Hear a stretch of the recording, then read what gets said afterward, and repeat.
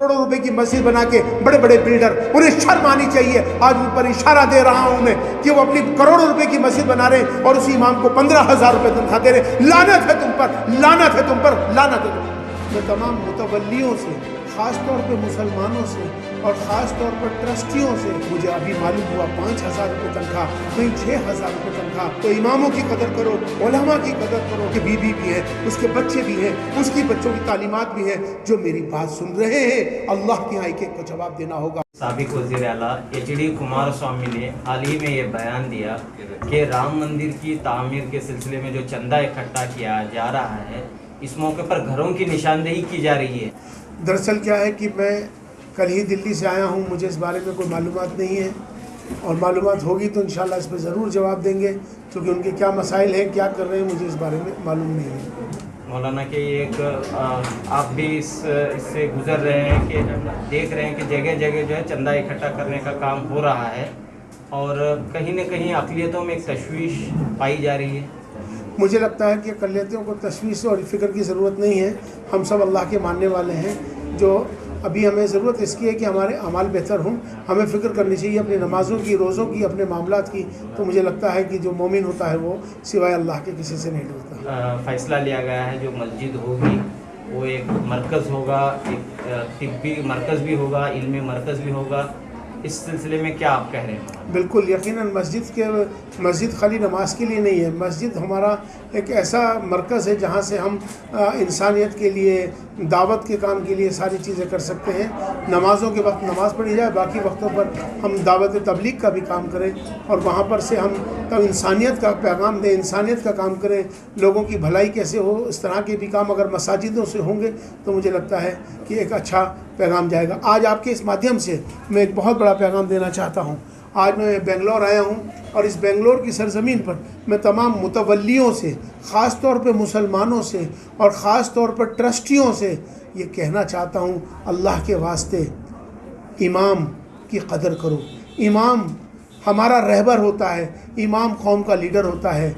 एक मस्जिद का इमाम जो 24 घंटे की ड्यूटी देता है, एक वो इमाम आपका जन्म से लेकर आपकी जनाजे की नमाज तक आपके हर काम के लिए करता है, आपके लिए दुआगो रहता है, मस्जिद की खिदमत करता है, नमाज़ पढ़ाता है, 24 घंटे मस्जिद के अंदर रहता है। लेकिन अफसोस की बात यह है बेंगलोर वालों, कर्नाटक वालों, तमाम ये बात मेरी सुन लो कि तमाम आज ये जो मुश्किलात हमारी कौम के साथ आ रही है उसकी बहुत बड़ी वजह आइम्मा हज़रात का, जो हमारे इमाम हैं वो साबिर हैं, हमारे जो इमाम हैं वो मज़लूम हैं, उनके साथ अन्याय हो रहा है।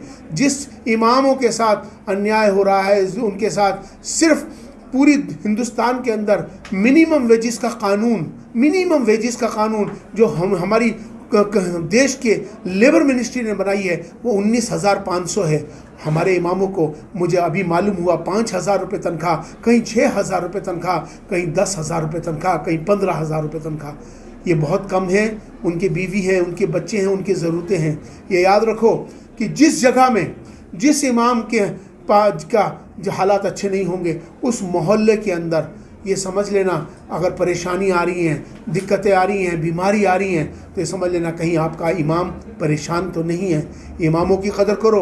इमामों का वजीफ़ा उनकी ज़रूरत को देखते हुए उनका हदिया कम से कम 50,000 रुपये होना चाहिए। मुझे उस वक्त दर्द होता है जब गुरुद्वारों के ग्रंथी को 1 लाख रुपये मिलते हैं, चर्च के पादरी को 1 लाख रुपये मिलते हैं और मंदिरों के पुजारियों को 1-1 लाख रुपये मिलते हैं। अफसोस की बात यह है कि जो कौम का लीडर है इमाम, उसकी किसी को परवाह नहीं है और उसकी कोई परवाह नहीं कर रहा।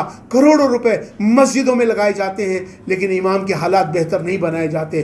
तो अल्लाह के वास्ते अगर तुम्हें अपने आप को सही करना है, अपने आप को दुरुस्त करना है तो इमामों की कदर करो, उलमा की कदर करो और अपने इमामों के लिए कम से कम इस जो मेरी आवाज़ सुन रहे हैं एक घर से कम 50,000 रुपये इमाम की तनख्वाह हो। अल्लाह के वास्ते इमाम अच्छा होगा तो माशरा अच्छा होगा, समाज अच्छा होगा, क्योंकि इमाम दुआएं करता है, रात को तहज्जुद में उठते दुआएं करता है तुम्हारे लिए। उसके बीवी भी हैं, उसके बच्चे भी हैं, उसकी बच्चों की तालीमात भी हैं, उनकी ज़रूरियात हैं। अगर तुमने इस पर फिक्र नहीं करी तो अल्लाह के यहाँ एक एक को जवाब देना होगा। जो मेरी बात सुन रहे हैं, अल्लाह के यहाँ एक एक को जवाब देना होगा, एक एक को जवाब देना होगा। कर्नाटक में बहुत अच्छा सवाल आपने, बहुत सुनिए अभी सरकार की बात मत करिए। आपने सबसे बहुत अच्छी बुनियादी बात सवाल किया है कि तनख्वाह कौन देगा। आज कौन तनख्वाह देता है? मस्जिदों की कमेटियां तनख्वाह देती हैं, मस्जिद के मुतवल्ली तनख्वाह देते हैं, मस्जिदों की मैनेजिंग कमेटियां तनख्वाह देती हैं, कहीं वक्फ बोर्ड भी देता है, आर्कियोलॉजिकल सर्वे ऑफ इंडिया भी देता है, कहीं पर सेंट्रल गवर्नमेंट भी देती है, वक्फ बोर्ड भी देते हैं। चूँकि वक्फ बोर्ड हमारे अपने इदारे हैं, वो सरकार का इदारा नहीं है, चलाता सरकार है लेकिन इदारा हमारा है, हमारे असासे हैं, हमारे माल है। हमारे इमामों के लिए चाहिए कि मैं तमाम सरकार से कहना चाहता हूं कि 93 के अंदर ऑल इंडिया इमाम ऑर्गेनाइजेशन ने 93 के अंदर सुप्रीम कोर्ट का एक हिस्टोरिकल फैसला आया। सुप्रीम कोर्ट ने इमामों की तनख्वाहों के लिए ये कहा था कि इमाम रहबर है, 24 घंटे ड्यूटी देता है, इमाम अपनी कौम का लीडर होता है, फर्स्ट क्लास का सुप्रीम कोर्ट ने उसको दर्जा दिया।